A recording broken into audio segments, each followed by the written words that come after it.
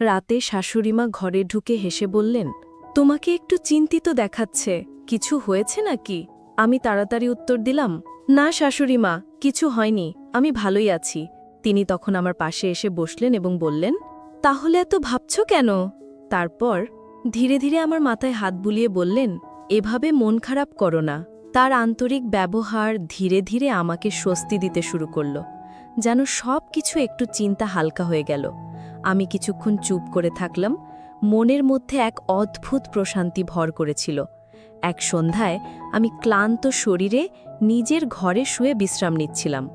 চোখ বন্ধ করে শুয়েছিলাম, যেন সারা দিনের ক্লান্তি কাটানোর চেষ্টা করছিলাম। ঠিক সেই সময় শাশুড়িমা এসে আমার পাশে এসে বসে রইলেন।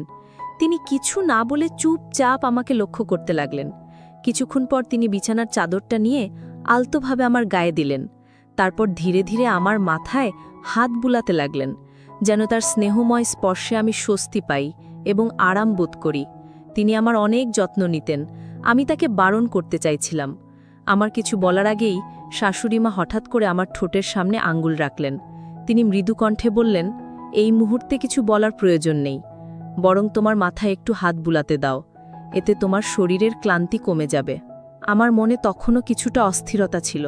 তিনি আবারও বললেন, অনেক দিন ধরেই কিছু বলার চেষ্টা করছিলাম, কিন্তু কখনো সাহস করে তোমাকে বলতে পারিনি। তারপর তিনি, হ্যালো বন্ধুরা, তোমাদের সকলকে আমাদের আজকের একটি রোমাঞ্চকর গল্পে স্বাগতম। আশা করছি গল্পটি তোমাদের ভালো লাগবে। গল্পটি শুরু হয় যখন আমি শহরে এসে শ্বশুর বাড়িতে থাকতে শুরু করি। আমার বয়স তখন ২৪ বছর। আমার মা বাবা অনেক কষ্ট করে আমাকে উচ্চ শিক্ষা দিয়েছিলেন। পরে আমি চাকরি পেয়ে শ্বশুরবাড়িতে চলে আসি। আমার বাড়িতে মা বাবা এবং স্ত্রী ছিলেন, তবে দুঃখজনকভাবে আমার স্ত্রী ১ বছর আগে একটি অসুস্থতার কারণে আমাদের ছেড়ে চলে যান। এর ফলে আমার শাশুড়িমা শহরে একাই থাকতেন, কারণ আমার শ্বশুর বিদেশে চাকরি করতেন। আমার শাশুড়িমা বাবাকে বলেছিলেন, কুনাল জামাইকে আমার কাছে পাঠিয়ে দাও, সে এখান থেকে নিজের দায়িত্ব পালন করতে পারবে। মা বাবা ভেবেছিলেন এটা আমার জন্য ভালো সিদ্ধান্ত হবে, কিন্তু তারা জানতেন না যে এর পেছনে অন্য কোনো উদ্দেশ্য লুকিয়ে আছে। আমি আমার মা বাবার কথা মতো শ্বশুরবাড়িতে থাকতে শুরু করলাম এবং সেখান থেকেই প্রতিদিন আমার কাজের জন্য বের হতাম। শাশুড়িমা প্রথম থেকেই আমার সাথে খুবই বন্ধুভাবাপন্ন আচরণ করতেন। তিনি প্রায়ই বলতেন, তোমার শ্বশুর বাইরে চলে যাওয়ার পর আমি একদম একা হয়ে গেছি।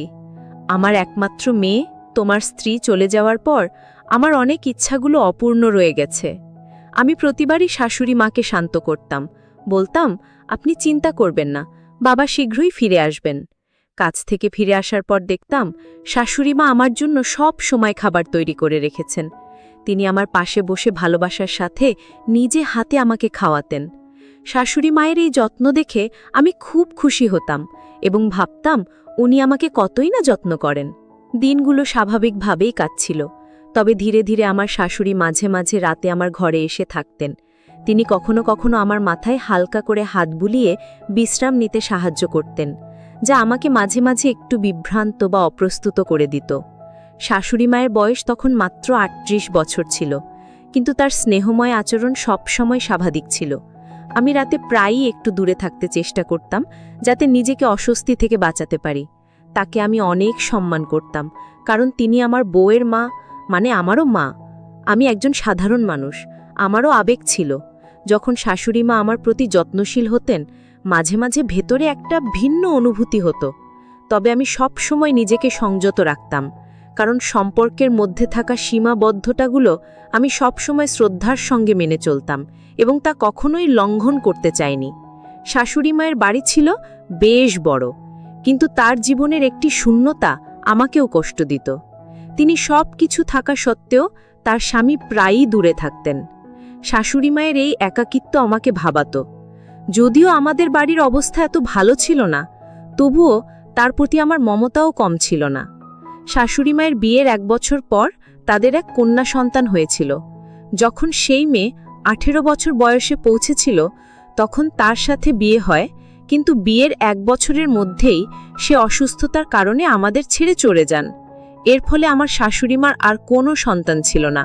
আমি সবসময় ভাবতাম শাশুড়ি মা হয়তো আমাকে তার সন্তানের মতোই ভালোবাসেন, কিন্তু হয়তো সেটি আমার ভুল ধারণা ছিল।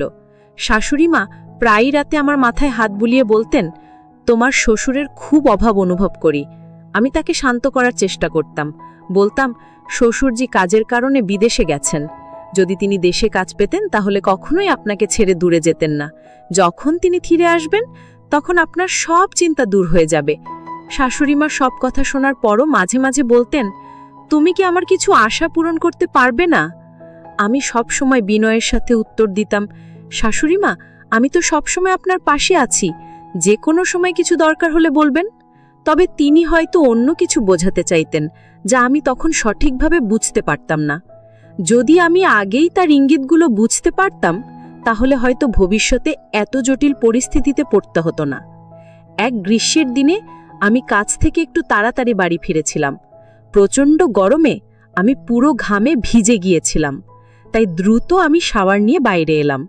দেখি শাশুড়িমা ঘরের মধ্যে বসে আছেন, হাতে একটা তোয়ালে এবং আরেক হাতে ঠান্ডা শরবতের গ্লাস। তাকে দেখে আমি জিজ্ঞাসা করলাম, আপনার কি কিছু দরকার ছিল?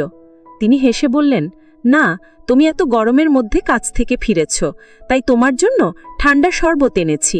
তিনি শরবতের গ্লাস নিয়ে আমার পাশে এসে বসলেন এবং আমার শরীর তোয়ালে দিয়ে মুছতে লাগলেন।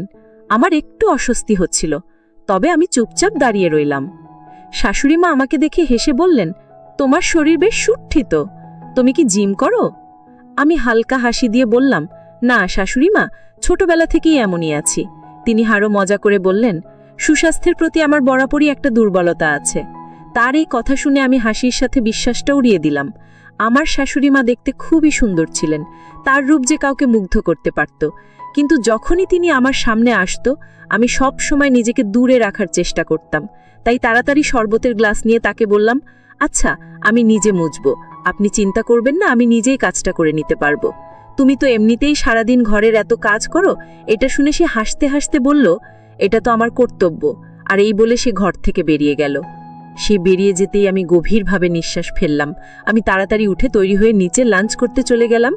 ডাইনিং টেবিলে খেতে বসেছিলাম, তখন শাশুড়িমা এসে পাশে বসলেন এবং স্নেহের সাথে আমার হাত ধরে খাবার খাইয়ে দিতে চাইলেন। আমি বিনয়ের সাথে বললাম, আমি নিজেই খেতে পারবো, কিন্তু তিনি শোনেননি, বরং নিজের যত্নের মাধ্যমে আমার পাশে ছিলেন। যখন তিনি আমার হাত ধরেছিলেন তখন কিছুটা অস্বস্তি অনুভব করছিলাম, তবে নিজেকে শান্ত রাখলাম। তার এই যত্নশীল আচরণে আমার মনে এক ধরনের স্নেহ তৈরি হলো, কিন্তু নিজেকে বোঝালাম এভাবে না ভাবাই ভালো। এরপর শাশুড়ি মাকে বললাম, আমার পেট ভরে গেছে, এবং দ্রুত উঠে নিজের ঘরে চলে গেলাম।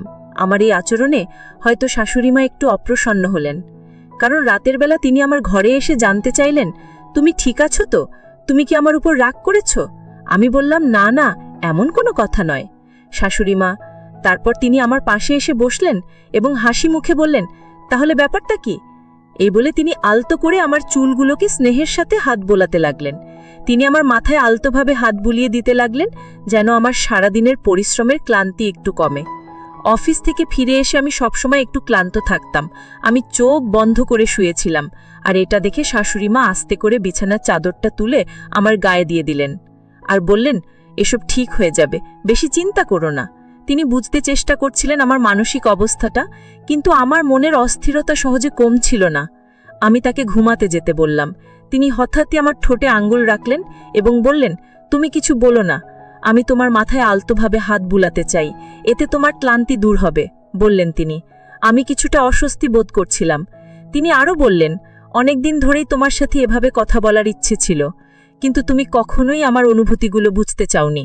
ঠিক সেই সময় আমার ফোনের রিংটোন হঠাৎ জোরে বেজে উঠল, আর সেই শব্দে আমি হঠাৎ চমকে উঠে দ্রুত ফোন হাতে নিয়ে একপাশে সরে গেলাম।